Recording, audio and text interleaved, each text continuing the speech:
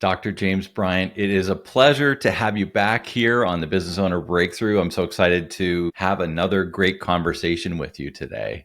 No, Pete, thank you so much for the invitation. And I'm really excited about talking to you again and just talking to your audience. Looking back, we were just chatting before hopping on.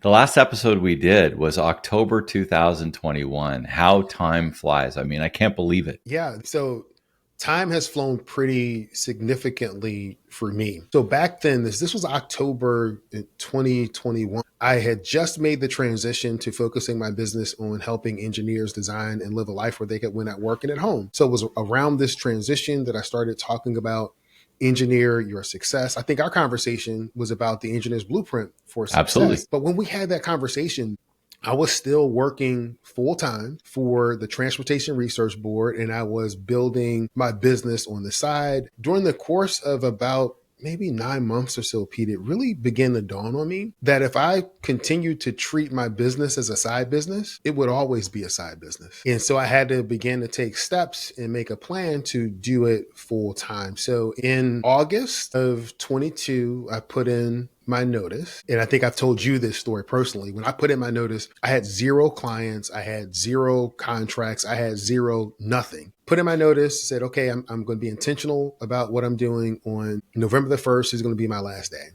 Between August the 1st and November 1st, I was able to generate over $100,000 in contractual agreements and have continued to grow ever since then.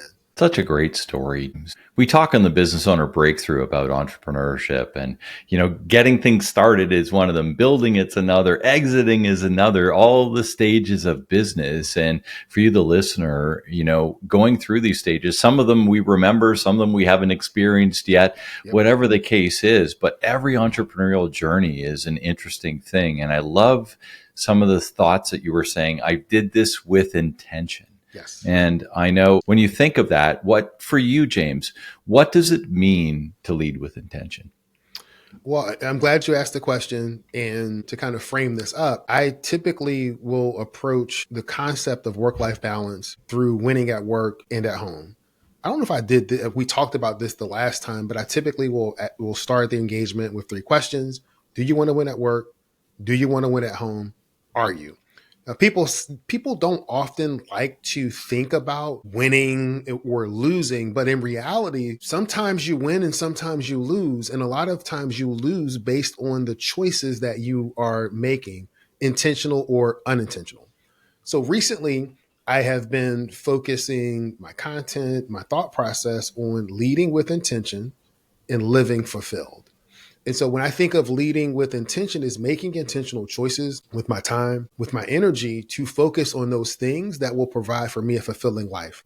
And that fulfilling life is both personal and business as well. I think, for me, when I look at that sort of stuff, a couple of the structures that I've laid out over the last few years, I've got my 1-page planner, which I use every day to kind of get my thoughts out and all this kind of stuff. That gives me the opportunity to get the craziness out of my head and onto paper so that I can take action on it. Yeah. And then from there, I start saying, how do I want this to lay out? And one of the things that I talk a lot about as well is this idea that we want to build businesses that prop up the life that we want to live, as opposed to us always underneath the foundations propping up the business, right? And we need the reciprocal of what we see in most small businesses out there, which is this, if you think of Atlas holding the globe there, it's this entrepreneur trying to keep everything above their heads all the time, as opposed to being able to enjoy what it is your business is built to do. And in order to do that, we need to set that business up with intention. Yep. And the intention comes from what we want as the business owner, right? Yep. Mm-hmm. But being clear about what you want is that first step.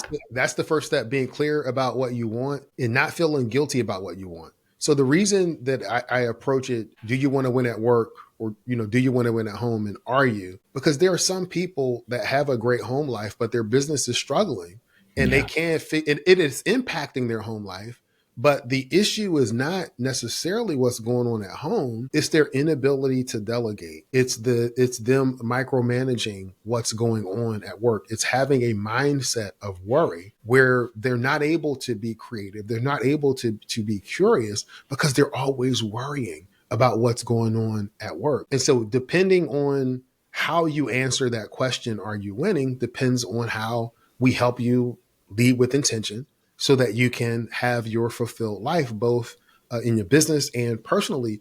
And for me, it's what happened is, I would say I've really been focused the past, say, 4 months on increasing my LinkedIn engagement. So been direct messaging people, making connections with the intent is just to add value in every interaction that I have. But what I found, in October and November, my calendar was filled with meetings. I was making connections, I was talking to people, and it began to feel a little bit overwhelming. So for me to be a little vulnerable and, it was overwhelming. And I wound up taking some time off in December. So I didn't release any new podcast episodes because I'm the host of the Engineer Your Success podcast, as well as Engineer Your Success LLC, our executive coaching, leadership development, and consulting company. And so I took some time off, spent time with family, and started things back up in January. Well, when I started things back up, that's when I started thinking through, how do I lead my business? How do I lead my life with intention so that I can live fulfilled? And part of that had to do with how I was going to manage my schedule. How am I managing my calendar? So now I use time blocking. I'll have a time block on Monday mornings for planning out the week. And what I will do is that I have availability on my calendar throughout the week, Pete.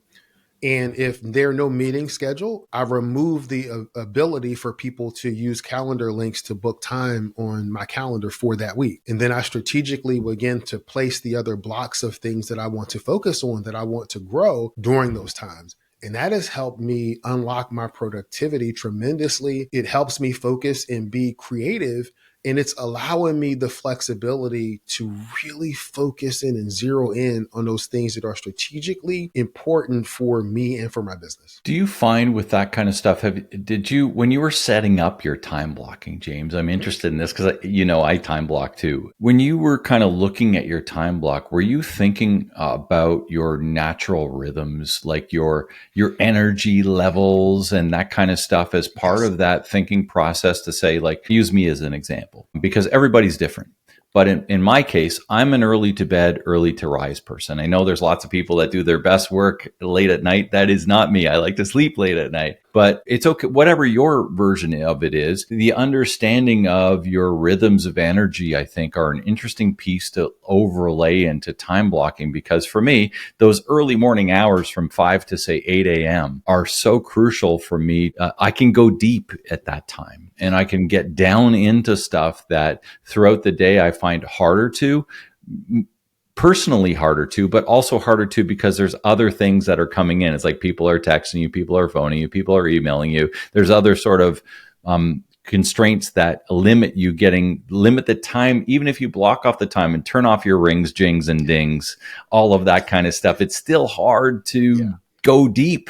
Yeah. And for me, I love that, block that early morning time and guard that early morning time, and have for years now. Like you said, you're so much more productive now. Yeah. I find that, to me, is my most productive time. And then I set up these other times throughout the day to do podcast episodes, or to meet with my team, or to meet with clients, or whatever the case is. And in my case, as often as I can, and I say that, I'm trying to cram a few things in here before I take a sabbatical for a month. Sometimes you do have to put stuff in because we're business owners. We just got to get it done. But here's the thing that I think about scheduling. If your schedule is always full, like I expect mine to be full now because I'm taking a sabbatical for a month, but if your calendar is always full from morning to night, back to back, all of this sort of stuff, and never stops 365, then you got some thinking to do, right? Yeah. And that's where I found myself in November, leading up to Thanksgiving, and looking at my calendar. And I would look out until December, and I had just had to make a cutoff date for when I wasn't going to have any more meetings and shut everything down, because I realized that I had created this pinch for myself where I was constantly in motion, constantly in meetings, And then you have the pressure of delivering for the existing clients that I have. And so I realized that, and that's what prompted me to take a break. So in terms of how I schedule my blocks, absolutely mornings are best for me. But the morning time from like 5 a.m. to 8-ish, I'm using that for my quiet time, for meditation, for reading the Bible, for prayer. I'm going swimming or working out, or a walk, trying to get some physical activity in. Because if I don't do those things to start the hours begins to disappear. And then I don't make the time to do those things. So I find it really easy to fold those things in. And it's interesting because the other morning, I had on my calendar to do business development, or I may have had something even more flexible on the calendar, and I really needed to focus on that. But I went walking, but I also wanted to go swimming. And the thought came to me, why don't you just use that time to go swimming, right? Because whatever the activity was on the calendar, I really didn't want to do. I really did not want to do. So I was going to replace that activity with another quote unquote good activity. But then I started thinking, wait a minute. I've already gotten a workout earlier this morning. These are things that I need to get done. So I am just going to focus and get these things done. And sometimes we allow the replacement of activities that we know we need to do and don't want to do with other activities that are still good for us to do, but is not ultimately moving us closer to where we want to be. I think that's a really important piece, James, when we look at all the different pieces. We got to stay healthy, both mentally and physically, and we got to have our relationships intact, both at work and at home. We got to work through all these different things. We want to, deal with all the different things in our lives, but it is easy to flip, and you're justifying to yourself why, if I just move it over here and do this, it's good too. Mm-hmm. Is it the maximum amount of leverage that you can use to get you to where you want to go? And I think that's part when we started here talking a little bit about intention. And when that intention is listed and written and sort of very clear, because clarity gives confidence around this kind of stuff. It's like, I'm very clear that this is what I want to do. Whether that's grow to $1 million or $10 million in your business, whether that's I want to lose 30 pounds for your health way of things, or it doesn't really matter what those goals are, because as business owners, typically our lives and our businesses are like yin and yang, and they kind of blend together anyway, and they both get merged into this pot that we are ourselves. And we need to understand that they both need to be healthy and they both need to be doing well, and we need to set priorities on both sides in order to have a healthy business and a healthy life. Yeah, that's true. I mean, because if you don't do that, circumstances will dictate your activity, circumstances will dictate your focus, and circumstances will dictate how you use your energy, right? So you will begin to take on a victim mentality because everything is happening to you, because you are not intentionally making decisions as to what you want to do, as to the outcome that you want. And it's interesting because as I think about planning for this year, start thinking about revenue goals. I have some people that are in my circle that plan their whole life around, or their life and business around, how many days they want to have off. I want to have X amount of days off. I have other people that are planning things in terms of revenue. For me, I thought about the days off. I think about the revenue, and I come back to, I really want to add value in every interaction that I have with people. I have revenue goals, and I'm reaching those revenue goals, but that's not the driving factor behind me doing what I'm doing, is to intentionally add value. Yeah. I love that. I know it may sound, people may be listening to be like, yeah, right. So Pete and I talk regularly, maybe, once a month. So Pete, am I BSing your people? No, I mean, here's the thing. We're talking a little bit about calendar. Yeah. We have a designated time on both of our calendars that we have had for several years now. Yep. And with rare exception, we've missed a few, James, but with rare exception, we're there. And, I think part of this idea here of what we're talking about is sharing your intentions with others. Yes. Because when we share our intentions with others, it becomes more real. It's not just the stuff that's going around in our crazy minds. It's the stuff that's coming out of our mouth. And now we've said it. And it's like, next month we're going to get together and I'm going to have to say something. So one of the places where that's really helped me is for my podcast. Yeah. For the podcast, I've, been podcasting for probably 3.5 years. The majority of the episodes have been solo episodes. And I've had guests on from time to time. So let's say I've had 50 guests. I've had 170 something episodes. A lot of that has been me talking about my values, talking about my views, talking about my philosophies.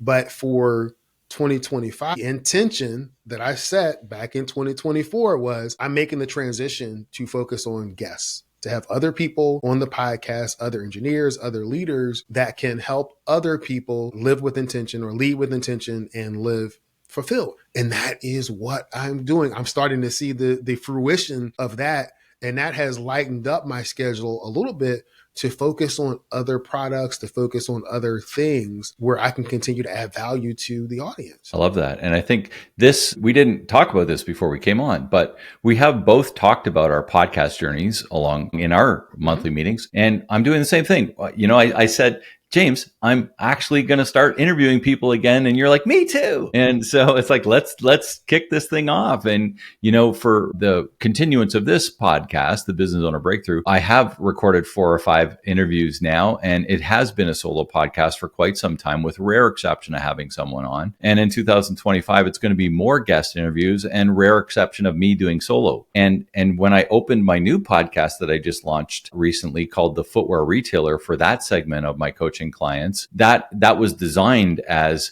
having retailers on, having suppliers on, everybody that helps our retailers deliver their promise, and having a bit of me doing my stuff too, and going through the processes and the programs and the different things that I've developed to help me be more successful in the business that I can hopefully share with others, and hopefully it'll help them. Yeah. But looking at sort of 3 parts of the podcast and saying, I can do a bit of solo. I love to have, and I'm also with this podcast, I'm going to try and have a few clients on as well, and kind of go through their journeys to growth and some of that sort of stuff that takes them through the business owner breakthrough methodologies that we have been talking about here on the podcast for the last several years. And I love that sort of idea of, being intentional. And whatever those things are, and I'm talking to you, the listener, whatever those things are in your business, just because you've done something a certain way for a certain time doesn't mean it has to continue that way.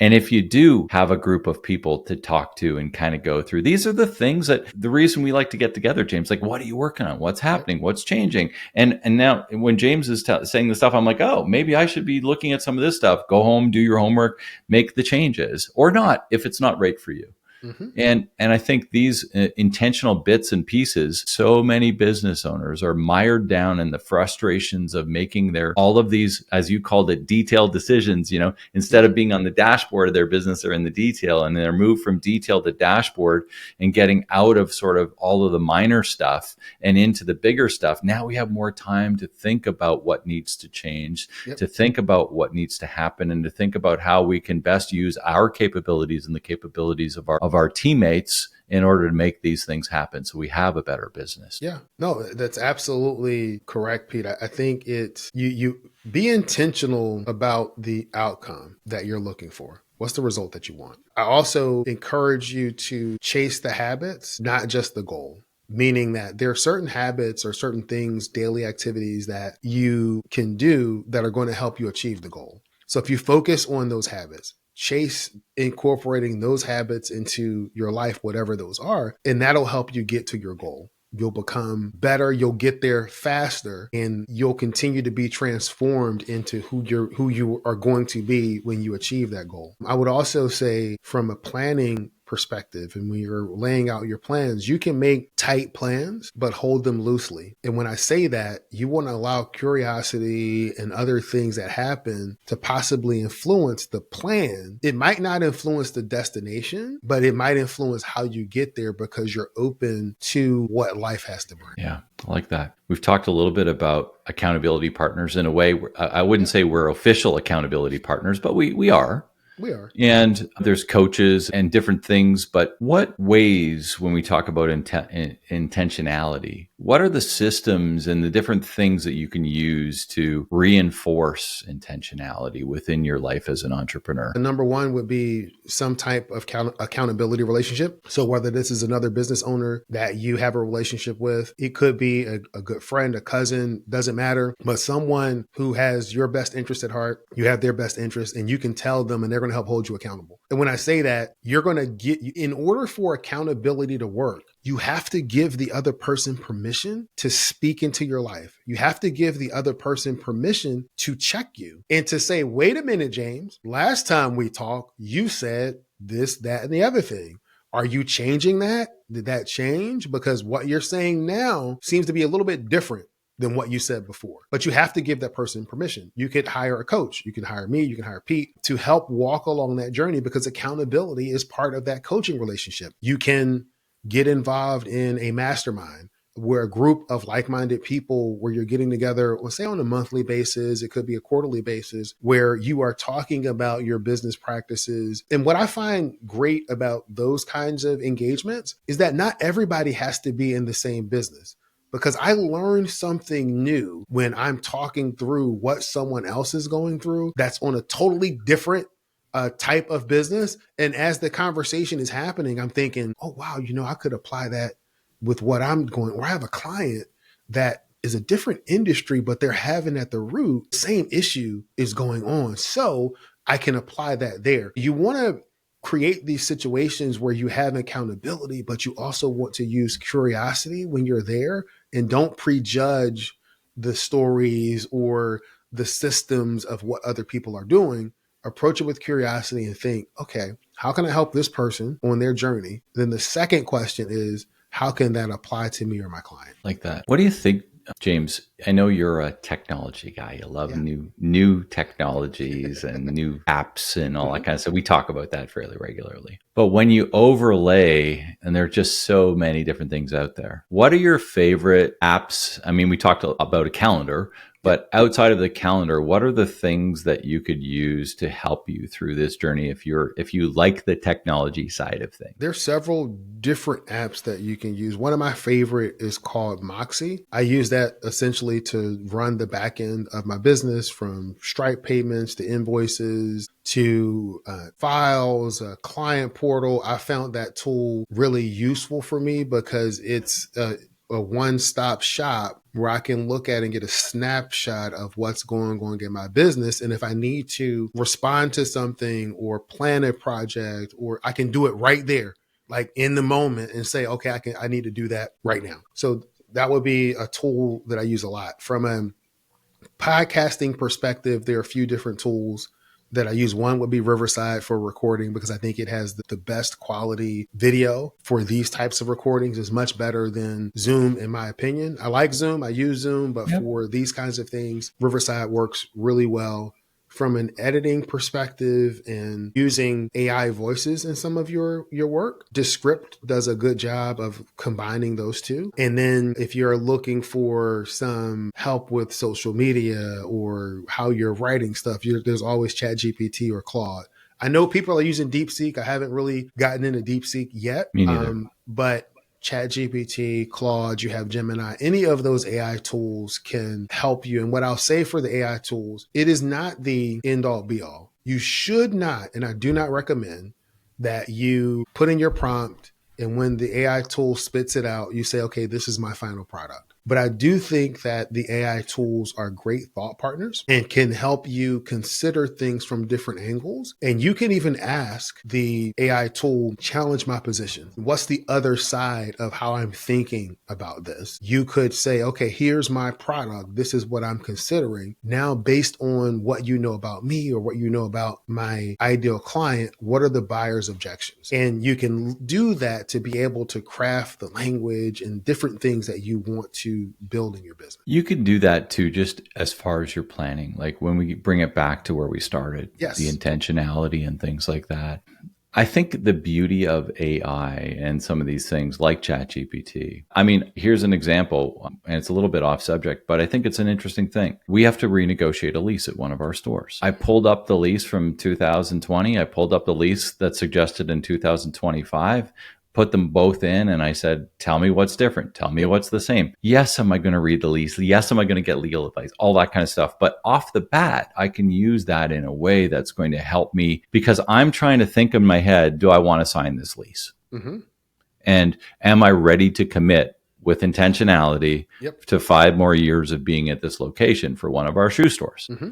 And getting started is 70% of the way there. For those that procrastinate big decisions, and this is a big decision, it's like, I got to put down 5 more years here. It's a big decision. And the lease isn't due till April 1st, like that's when it comes up, but we still need to finalize some stuff. And I mentioned I'm going away for a month. And so I want to knock this off. And so am I going to procrastinate it until I get back, or am I going to get going on this? Well, ChatGPT allowed me to get going on this in a matter of seconds. When I uploaded those 2 documents and I said, give me a listing of everything that's the same, everything that's different. Tell me what I need to look at, understand, all the different pieces. And it came back and it gave me a really nice detailed list, which I then went and looked at both leases and kind of followed up on to dig deeper down into it. But at least off the bat, I had sort of a summary of some of this stuff to give me the clarity and confidence as I want to move ahead with this particular lease, to which I basically said to my team before we hopped on this call, we're moving ahead. And, this is how the process happened. In years past, even reading a document that long would have brought me into extreme anxiety. Yeah. I think with the process that you just described, one of the biggest benefits is it streamlines the process for you to start. And it gives you a focus for your attention when you're reading through those leases and the documents. It's like the whole thing. If you buy a blue car, when you're on the road, you see the blue car because you see what you're looking for. So now when ChatGPT or the tool says, here are the differences and here's what's going on, when you begin to read the actual lease in the document, you're looking for those differences. You're able to see pretty clearly where those changes are. Whereas had you not done that, you might have caught them, you might not have caught them, but I don't think it would have been as clear. Yeah. And I think, I'm not saying all business owners, most business owners have a lot of intentions. And yeah, I will go ahead and say it. Most business owners don't actually activate those intentions. We activate some, but the reason we don't activate is because it seems big. It seems overwhelming. We don't know where to go. We don't know what to do. And when we're going back to this idea about getting started is 70% of the journey, one of the things that AIs can now simply do for you is get you started and give you sort of a benchmark and a baseline to dig down deeper. And then it doesn't feel quite so daunting. And when we start looking at these calendar periods of stuff and we're saying, hey, here's our focus time. Now we take these intentions and we pop it into our focus time. And in the focus time, if we use tools like ChatGPT or Claude or I do. Any of these other ones, me too. Yes. Yeah. And it just like if you're a carpenter, a tool of your trade is your jigsaw. Yep. And you're not sawing by hand anymore. You're using the jigsaw, right? So these kind of things, it's like these are tools that can help us be more effective, more efficient, to have a better business, to have a better life, to fulfill the goal of being a business owner, a good family person, which is where we kind of started this conversation off. And I know it's a big mantra for you, James. And I think these are some of the ways that we can take it into that next level and become even more productive with our own lives. The next powerful thing is if we have teams, we share those methodologies with our teams so they can be even more productive as well. And they can enjoy a better work life working for and with you. And that's when you get loyalty. That's when you get the right culture. That's when you get the build here and saying, like, we really have something here that's going to last and that's going to increase value and that's going to do good in the community. Yeah. And it's going to take our customers from whatever their pain is to whatever their gain is through our unique services and products that we offer, which we call the promise, because it all starts with that. And if you can't deliver on that with intention, you got no business. But I love the whole, many business owners have intentions. We don't always fulfill them. And I think, and I didn't even think about this as I was, you come up with taglines or focuses all the time. when I think about what we started with, leading with intention is active, right? You're already leading, but you want to lead with intention. So you're incorporating those intentions into how you're leading. Live fulfilled is what you want to do. You want to lead with intention so that you can live fulfilled. And I want that for all of the people that are listening to this podcast. And we share that in common. Dr. James Bryant, it has been a pleasure having you back on the podcast today. And I want you to let everyone know where they can find more about Dr. James Bryant, more about what you're doing these days, and hit your podcast again too. Yeah. So you can find me at engineeryoursuccessnow.com.